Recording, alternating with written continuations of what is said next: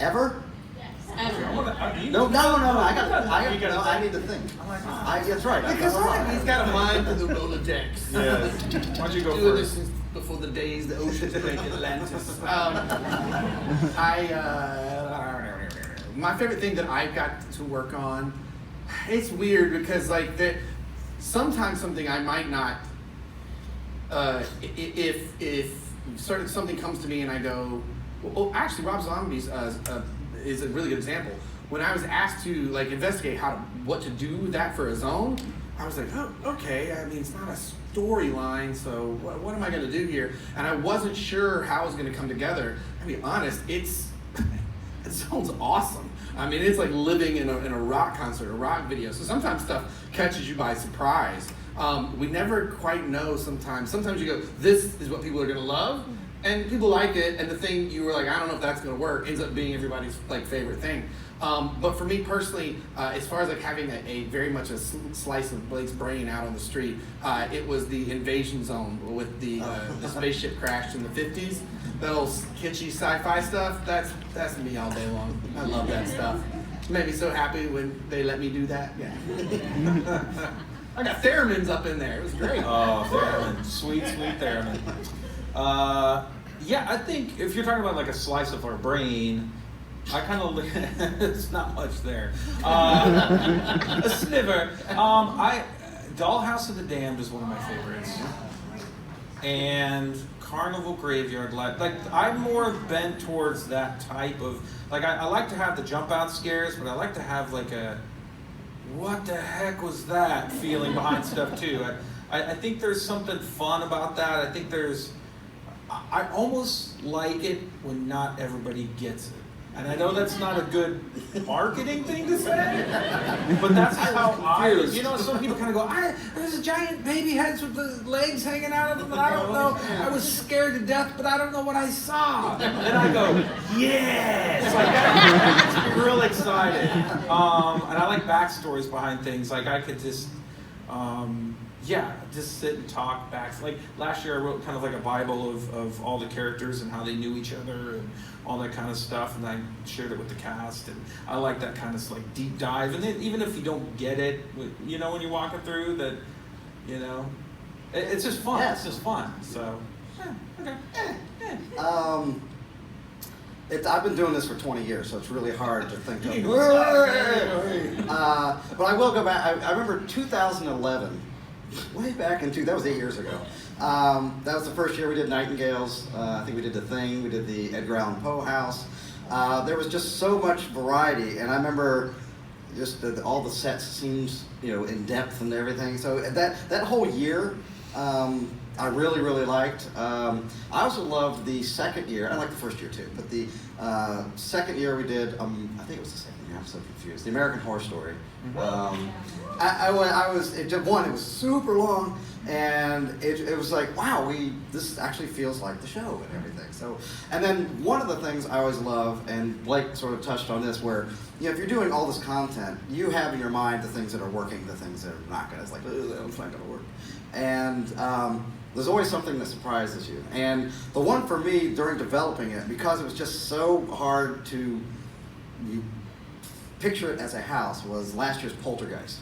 And I was like, let's try some of this stuff. Yeah, and it wasn't until, literally it wasn't until we got the performers in there rehearsing in costume that I was like, holy crap, this is kind of scary. This is, when I'm walking through those first tunnels, I was like, this is awesome.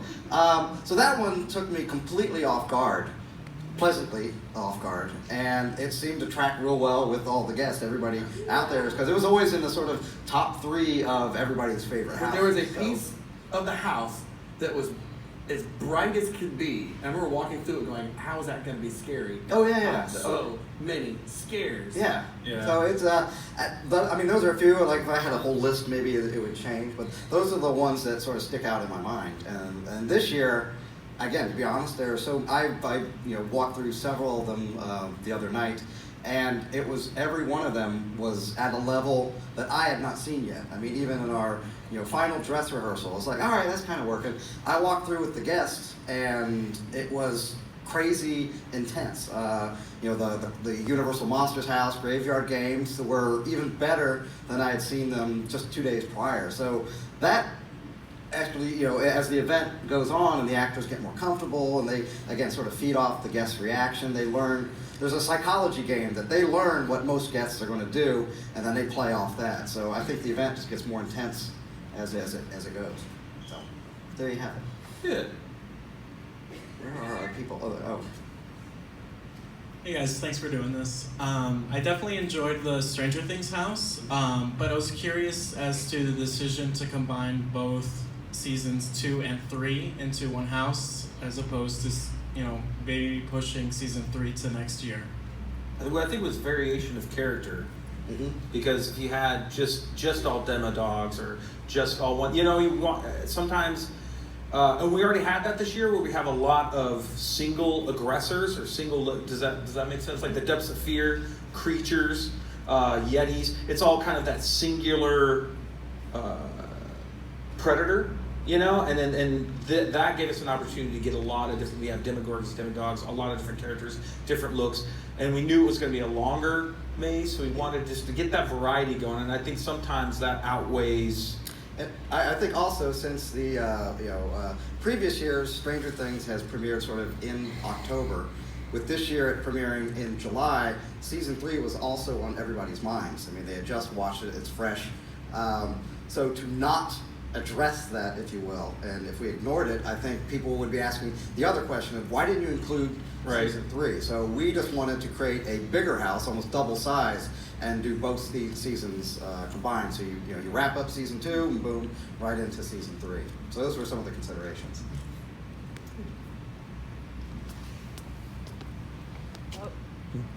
Hi, great event as always. Oh, there you go. There. Where are you? In the dark. I need like a little flag or something. I've been coming to this event for years, and it's been a few years since you guys had an original event icon, like Jack the Clown, the usher, a storyteller. Why over the past few years have you deviated from that, and would you potentially go back to that, especially with number 30 coming up next year? Well, I think the second question is easy to answer because when anyone says, would you ever do something again, we never say never. Right, exactly. Yeah. I mean, to be honest, it's for us too. It's easy to get stuck in a rut, and this gives you the opportunity to try and do different things and branch out. So if we ever did swing back, now we have a different perspective from working on another end. If that makes sense. Yeah. And I think from a just a marketing standpoint, I think I don't know if I'm speaking out of turn, but I think Go right ahead. Go ahead.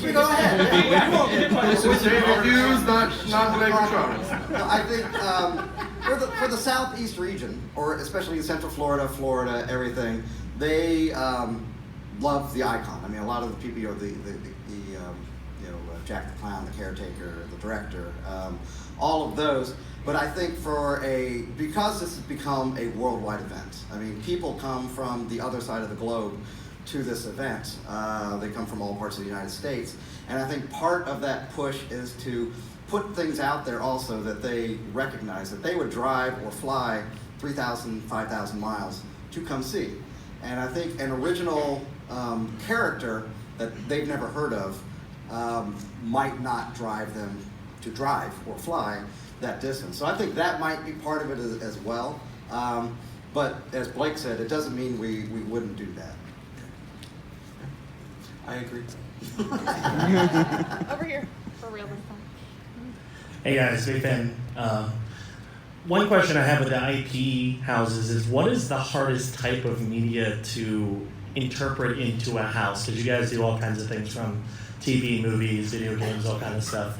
Which one's like the most challenging to adapt to a house?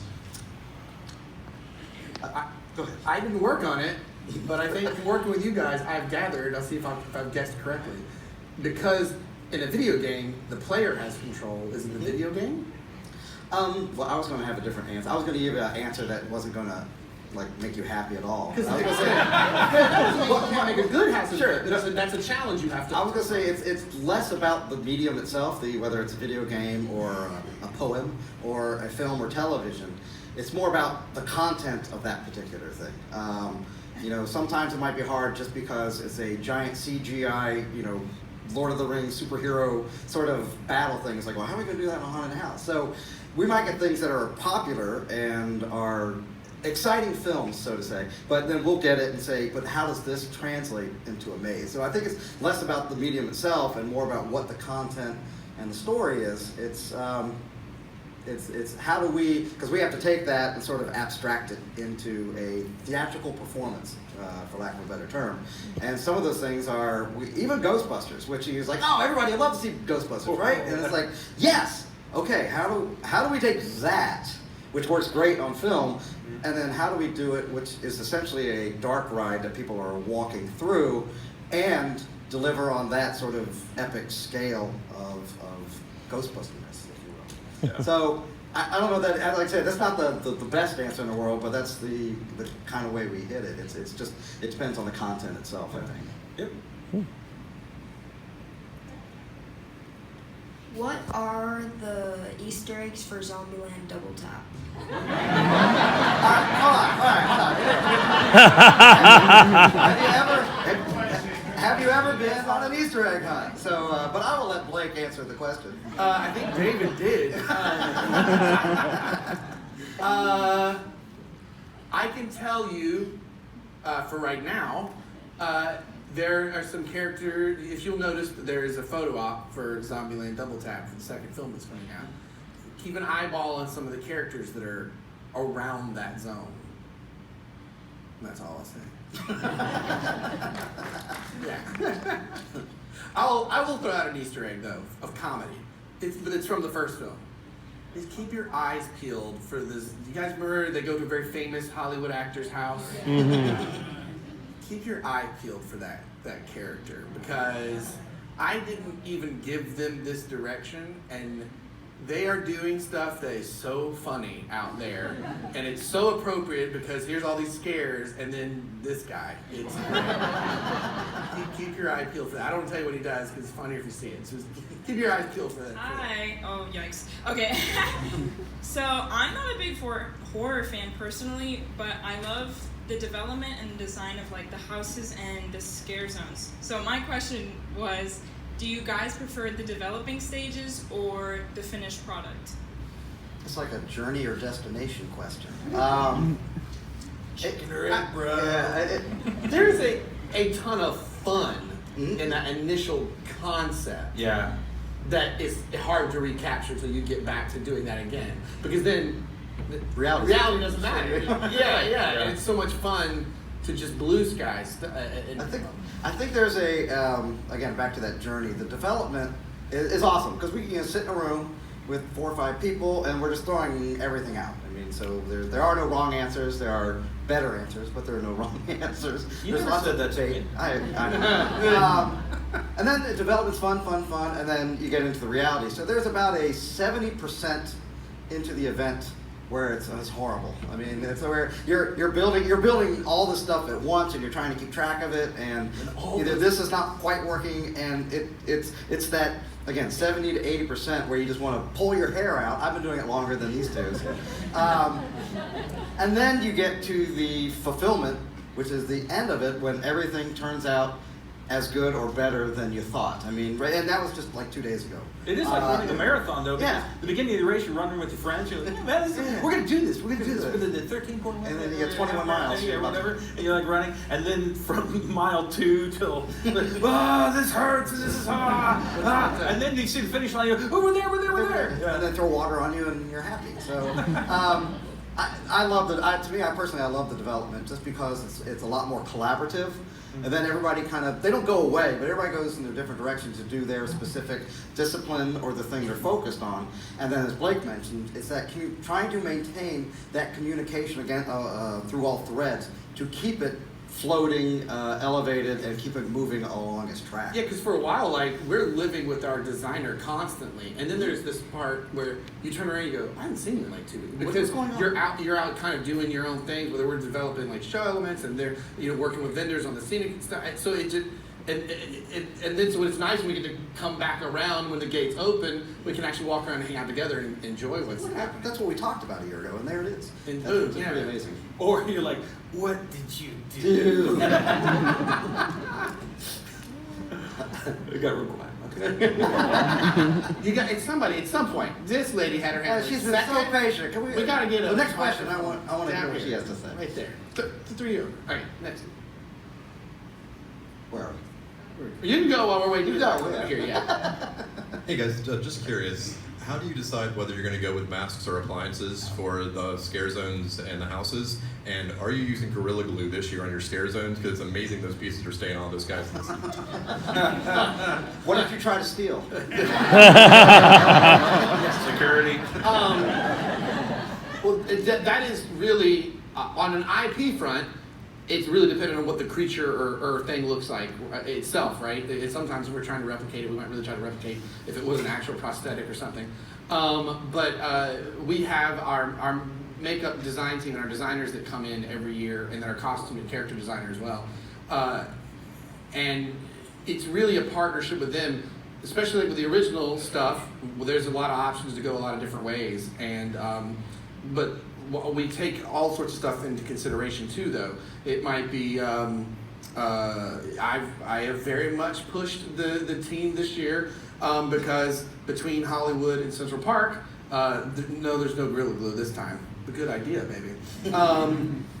There's a lot of prosthetics, and they get done from the same group of makeup artists. But that means early on in the process, we're talking to each other and we understand, okay, if that's the case, then we've really got the numbers that we have, we know what we need there, and we make sure this group doesn't, have a house attached to it or something that Right, only when has we masks. did Hive had tons of prosthetics, so I knew that in the sound stages I couldn't have as many because there's so many man hours. You know what I mean? So many people who can do it. So you have to strategize. I mean, you kind of lay it out like you're saying. Be like, I All know. houses can't have prosthetics. Yeah, we All can't have. houses, Yeah.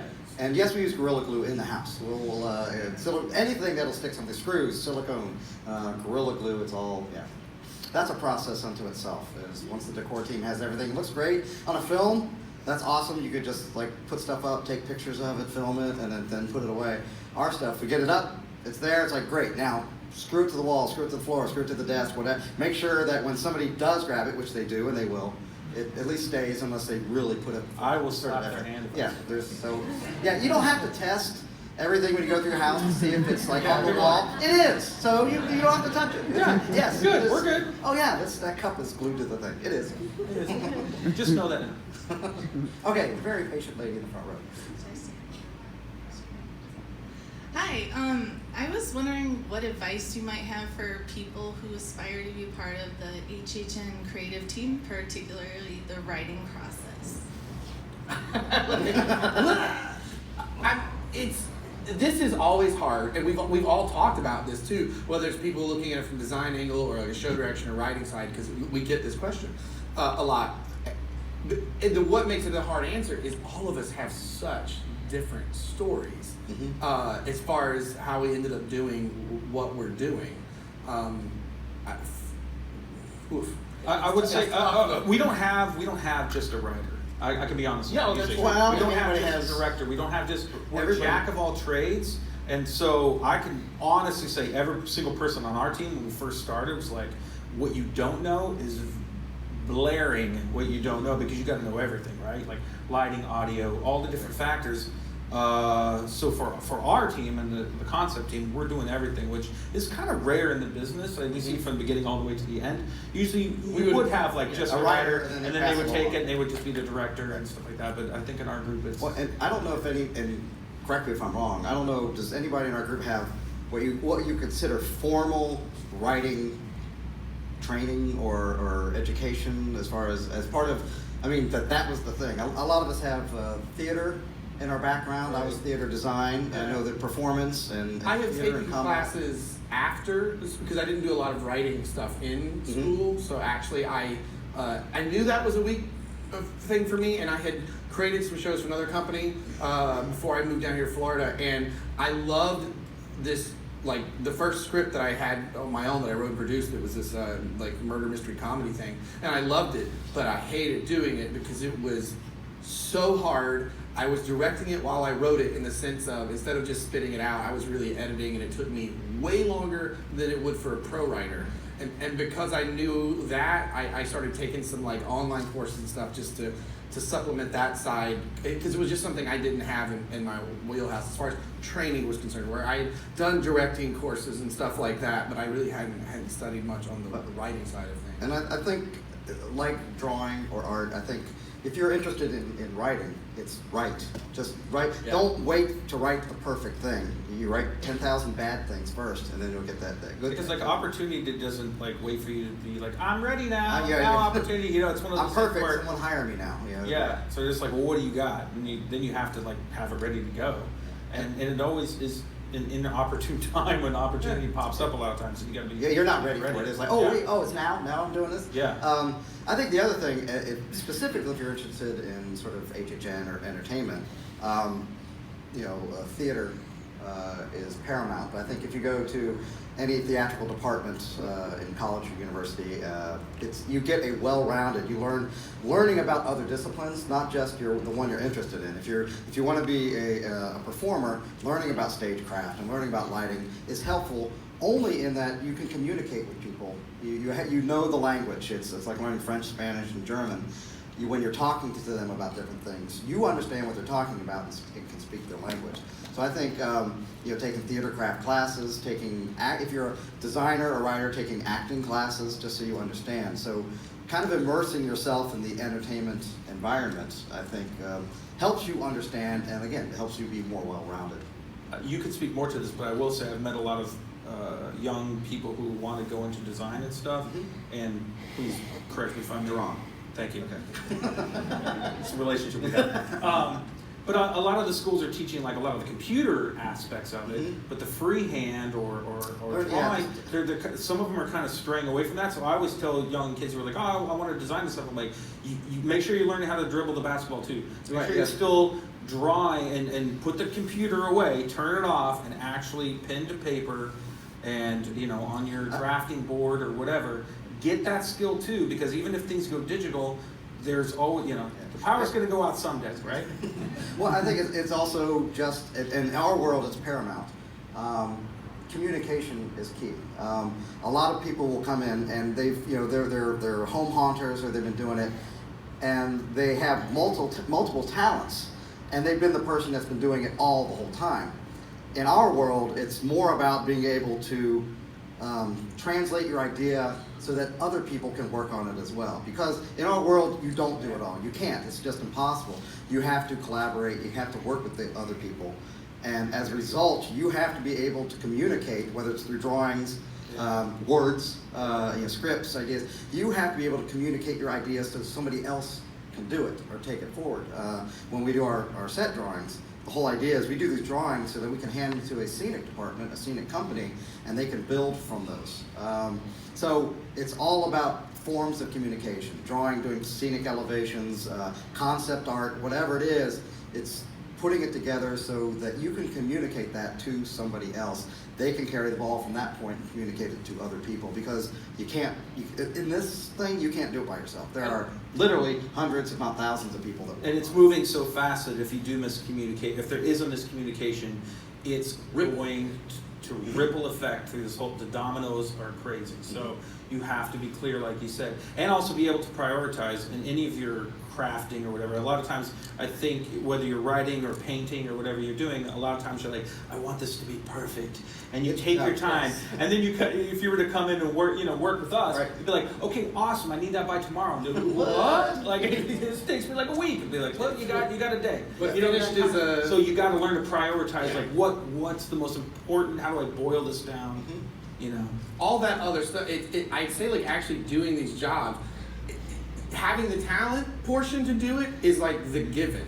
the part that really makes or breaks you is all this other stuff that they're talking about, you know, communication and being able to finish something, because finished and good is better than perfect and a quarter done. Get it done and get it good. Also, I think in everything we work on, everything we end up with is a translation of what we started with. Yeah. It's never exactly where we started, and we'll walk out and say, well, that's not what I was thinking, but that's pretty good. You know, so again, when you're working with so many people, it's not going to be black and white. It's not going to be exactly what you thought. So it has to land in a landing zone. There's a window that it has to fit through. And I think that if it gets in that window, or if it's in that landing zone, we're happy. It's when it's way over here. It's like, that is not at all what I was talking about. And that's our job, is to make sure that we sort of keep it along a path. And as long as it's on the path, then we're good. Yeah. I don't know where our We're over here. That's going to be our last question for you tonight, so stay away. I just had a question. Is there any chance in the future for a year-round haunt here at... Shut your mouth.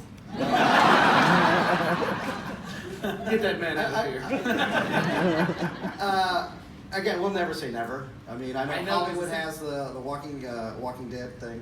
A lot of it comes down to just space. Well, we do have. But I also think Yeah. this is just a psychological thing for me. I think when you take something away, it makes you want more. Mhm. And I think if we didn't take it away, then you wouldn't come back to. I mean, maybe you would, but I think you know what I mean. If you eat ice cream all day, you're not gonna want ice cream at night. You got to take it away for a little bit, and be like, I want some ice cream. All right. Yeah, it's 29 years, but it's like different every time. Well, I was gonna say, Yeah. I think that's the thing we started way back when, that we've sort of tied ourselves to, is that it is a different event every single year. And I think that's part of the reason everybody keeps coming back every year, is because, like, well, I went last year, but it's completely different. If I don't go, I'm going to miss out on that. So I think that's what makes our event unique. It's getting bigger every year, and it's every time it's unique. Now, there are obviously similarities. We might do a house like the Seeds of Nightingale. Extinction Part 12. Part 12. Well, like we're doing Nightingales again, but it's completely different. Yeah. So even it's like, I saw that already. It's like, no, you didn't. It's a completely different maze. So I think that's what makes our event unique and challenging for us, but rewarding just the same, is that every year is completely different. So to your point, I think if we did something that lasts all year, I think you'd get tired of it. I don't know that everybody would want to keep coming back to that. Cool. Really the last We appreciate you guys so much. We really do. Again, we are you. Mm-hmm. We are fans, and we love what we do. We do it for you. We do it for ourselves. We try to make you happy. We make ourselves happy, but it's very, very. Rewarding, but we're all family. You know what I mean? We are just as geeked out as you guys get about stuff and excited. We do what we do because it's what we want to see as well. I mean, it's about what you all want to see, but again, we're like you. We want to see this thing. We just happen to be the people that have to we have to make it first before we can see it, and then allow you to see it. So it's, we do it because we love all of the genres, the materials. We love doing the originals because it challenges us to come up with new and exciting ideas. But we love you guys. Thank you. Thank you. Thank you for coming out. Thank you all again for coming out to the Q&A. As you release out to the courtyard out here, please follow the event guide direction on how to get you out to start to enjoy HHN 29. Feel free to grab another water or use the restroom if you like.